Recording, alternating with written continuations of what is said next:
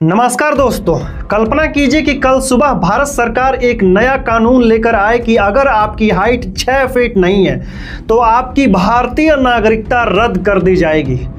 ये सुनकर शायद आप कहेंगे कि ये क्या बकवास है, हाइट का नागरिकता से क्या लेना देना। लेकिन भारत की सबसे पुरानी पर्वतमाला अरावली के साथ इन दिनों बिल्कुल यही हो रहा है। वो कुदरती दीवार जो करोड़ों सालों से दिल्ली के आगे ढाल बनकर खड़ी है ताकि रेगिस्तान अपने कदम आगे न बढ़ा सके, आज उसे सिर्फ इसलिए पहाड़ मानने से इनकार किया जा रहा है क्योंकि उसकी ऊंचाई 100 मीटर से कम है। सवाल सीधा है कि क्या यह वाकई तरक्की है या विकास की अंधी दौड़ में हमारे आने वाली पीढ़ियों के लिए विनाश की पटकथा, जिसे हमारी सरकारें खुद अपने हाथों लिख रही हैं। तो आइए समझते हैं आज के इस वीडियो में। दरअसल सुप्रीम कोर्ट के हालिया रुख ने पहाड़ की परिभाषा को ही बदल दिया है। यानी अब वही हिस्सा अरावली कहलाएगा जिसकी ऊंचाई 100 मीटर से कम होगा या जिसकी दूरी दूसरे पहाड़ से 500 मीटर के भीतर होगा, और जो पहाड़ इस दायरे में नहीं आएगा उसे अरावली का हिस्सा नहीं माना जाएगा। आंकड़े बताते हैं कि अरावली की 1281 पहाड़ियों में से 1133 पहाड़ियां इस कसौटी पर फेल हो रही हैं। यानी एक झटके में 90% अरावली सरकारी फाइलों से गायब। और सबसे बड़ी चालाकी ये कि इसकी ऊंचाई समुद्र तल से नहीं बल्कि आसपास के जमीनों से नापी जाएगी। यानी कल को कोई रसूखदार बिल्डर किसी पहाड़ी के चारों तरफ 20 से 30 फुट मलबा डंप कर दे और जमीन का स्तर बढ़ा दे तो पहाड़ों की ऊंचाई अपने आप कम हो जाएगी। फिर क्या, मिल गई माइनिंग और कंस्ट्रक्शन की खुली इजाजत। लेकिन यहाँ सबसे बड़ा सवाल उस सिस्टम पर खड़ा होता है जिसे हमने अपनी सुरक्षा की जिम्मेवारी दी थी। क्या यह महज एक इत्तेफाक है कि जब भी किसी बड़े कारपोरेट्स या रियल एस्टेट माफियाओं की नज़र किसी जमीन पर पड़ती है तो रातों रात नियमों की परिभाषाएं बदल जाती हैं। ये 100 मीटर वाला पैमाना कोई वैज्ञानिक खोज नहीं है बल्कि अरावली के मौत के वारंट पर किया गया एक सरकारी हस्ताक्षर है। सरकार जो विकास का हमें गुलाबी सपना दिखा रही है, दरअसल उसकी नींव खोखली है। सरकार इस सच्चाई से वाकिफ है कि अरावली का 90% हिस्सा इस 100 मीटर वाले मानकों से बाहर हो जाएगा। ऐसे में यह सवाल उठना लाजमी है कि क्या प्रशासन ने बिल्डरों को जानबूझकर फ्री पास देने के लिए यह रास्ता खुला छोड़ा है ताकि सदियों पुराने अरावली को कंक्रीट के जंगल में तब्दील किया जा सके। हैरानी की बात तो यह है दोस्तों कि एक तरफ सरकार जहां ग्रीन इंडिया मिशन के वादे करती है तो दूसरी तरफ अपने ही घर के सुरक्षा कवच का गला घोट रही है। इसे दोगलापन कहें या विकास, बहुत आवश्यक है कि हमें प्रकृति ने जो दिया है हम उसका संरक्षण करें, हम उसका संवर्धन करें, और ये तभी होगा जब हम प्रकृति के साथ मिलकर जीना सीखेंगे। सवाल सीधा है कि क्या सत्ता के गलियारों में बैठे लोगों को गुड़गांव की धूल भरी आंधियां और दिल्ली का जहरीला स्मॉग दिखाई नहीं देता, या फिर चुनावी चंदे और रियल एस्टेट के मुनाफे के आगे आम नागरिक के फेफड़ों की कोई कीमत ही नहीं रही। दोस्तों, अरावली कोई पत्थरों का ढेर नहीं है, यह दुनिया की सबसे पुरानी पर्वतमालाओं में से एक है। इतनी पुरानी कि इसे हिमालय का परदादा भी कहा जा सकता है। यह 800 किलोमीटर लंबी एक कुदरती दीवार है जो गुजरात से दिल्ली तक फैली है। यहाँ तक कि जिस रायसीना हिल्स पर हमारा राष्ट्रपति भवन और दोनों संसद भवन खड़ा है वह इन्हीं पहाड़ों को काट कर बनाया गया है। चूंकि अरावली राजस्थान को दो अलग अलग हिस्सों में बांटती है, जहाँ एक तरफ थार मरुस्थल तो दूसरी तरफ हरा भरा उपजाऊ इलाका मौजूद है।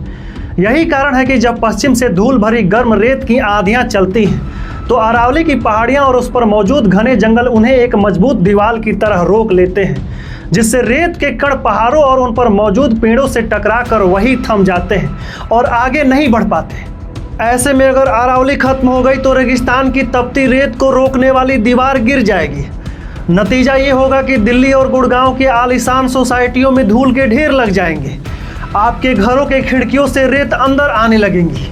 इतना ही नहीं, जो उपजाऊ जमीन आज हमें अनाज दे रही है वो कल रेगिस्तान बनकर बंजर पड़ जाएंगी। हवा में PM 2.5 का स्तर इतना बढ़ जाएगा कि सांस लेना जानलेवा हो जाएगा। साथ में कंक्रीट्स के बने बिल्डिंग्स और जंगलों की कमी की वजह से तापमान 3 to 5 पॉइंट तक बढ़ जाएगा। यानी जो गर्मी आज आपको तंदूरी चिकन बना रही है वो कल आपको कोयला बना देगी। अरावली एक स्पंज की तरह भी काम करती है। जैसे ही बारिश होती है ये पानी को सोखकर जमीन के नीचे भेज देती है, जिससे वहाँ का वाटर लेवल रिचार्ज होता रहता है। दूसरी तरफ हमारे शहर कंक्रीट के बने होते हैं, जिसे डिजाइन ही ऐसा किया जाता है कि यहाँ पानी रुकने के बजाय निकल कर बाहर जा सके, जिससे शहरों का वाटर लेवल काफ़ी नीचे चला जाता है। ऐसे में दोस्तों अगर अरावली खत्म होती है तो दिल्ली और गुड़गांव जैसे शहरों के पास पानी बचाने का कोई दूसरा रास्ता नहीं मिलेगा और ये शहर बूंद बूंद को तरस जाएंगे। बात सिर्फ इंसानों की नहीं है, बात उन बेजुबान जानवरों की भी है जो अरावली के घने जंगलों में रहते हैं। अरावली उनके लिए कोई पहाड़ नहीं है, बल्कि वो कुदरती रास्ता है जो सरिस्का और रणथंभौर जैसे जंगलों को जोड़ता है।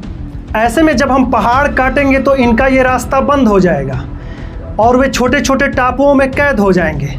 नतीजा ये होगा कि जब ये जानवर इनब्रीडिंग और भोजन की तलाश में लंबी दूरियां तय नहीं कर पाएंगे, तब ये अपने ही परिवार के भाई बहनों के साथ प्रजनन करने को मजबूर हो जाएंगे, जिससे उनके बच्चों का डीएनए कमजोर होगा।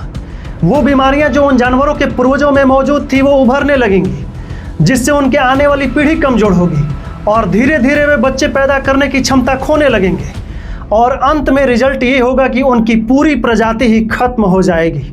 सवाल सीधा है कि क्या हमारी सरकारों ने कभी सोचा है कि हमारे विकास की कीमत ये बेजुबान कैसे चुकाएंगे? सिर्फ पर्यावरण ही नहीं बल्कि हमारा इतिहास भी इन्हीं पर टिका है दोस्तों। चित्तौड़गढ़, जयगढ़ और नाहरगढ़ जैसे किले इन्हीं पहाड़ियों के सीने पर गर्व कर रहे हैं। यह सिर्फ एक लैंडस्केप नहीं है, यह हमारा लाइफ सपोर्ट सिस्टम है। अगर विकास के नाम पर हमने इसे खो दिया तो यह कोई ऐसी इमारत नहीं जिसे दोबारा बनाया जा सके। एक बार पहाड़ कट गए तो इसकी भरपाई कोई एआई या टेक्नोलॉजी नहीं कर पाएगी, क्योंकि यह तरक्की नहीं, यह सरकार द्वारा की जा रही एक संगठित डकैती है हमारे पर्यावरण पर, हमारे भविष्य पर और उन बेजुबान जानवरों के आशियाने पर। सरकार आज इसलिए चुप्पी साधे बैठी है क्योंकि उसे पता है कि पहाड़ विरोध नहीं करते, पहाड़ वोट भी नहीं देते। लेकिन एक बात याद रखिएगा कि जब प्रकृति अपना हिसाब मांगेगी तो कोई भी मंत्रालय और कोई भी विभाग उसे रोक नहीं पाएगा। अगर आज हम नहीं जागे दोस्तों तो आने वाली पीढ़ी को हम केवल धूल, गर्मी और जहरीली हवा ही विरासत में देंगे। और अंत में सवाल उस व्यवस्था से जो खुद को लोकतंत्र का रक्षक कहती है कि क्या विकास के नाम पर अपनी लाइफ सपोर्ट सिस्टम की बलि देना सही है? क्या पहाड़ों का वजूद अब सिर्फ इंची टेप तक ही सिमट कर रह जाएगा? मैं माननीय नीति निर्माताओं से कहना चाहता हूं कि कान खोल कर सुन लो। तिजोरियों में बंद चुनावी चंदा और रियल एस्टेट का मुनाफा तुम्हें रेगिस्तान की लू और प्यास से नहीं बचा पाएगा। जब अरावली की आखिरी चट्टान टूट जाएगी और आखिरी जंगल कंक्रीट में बदल जाएगा, तब शायद तुम्हें एहसास होगा कि विकास के इस मॉडल ने हमें तरक्की नहीं बल्कि केवल तबाही दी है। क्योंकि सरकारें आती और जाती रहेंगी, लेकिन एक बार अरावली खत्म हो गई तो इतिहास तुम्हें कभी माफ़ नहीं करेगा। बहुत बहुत धन्यवाद।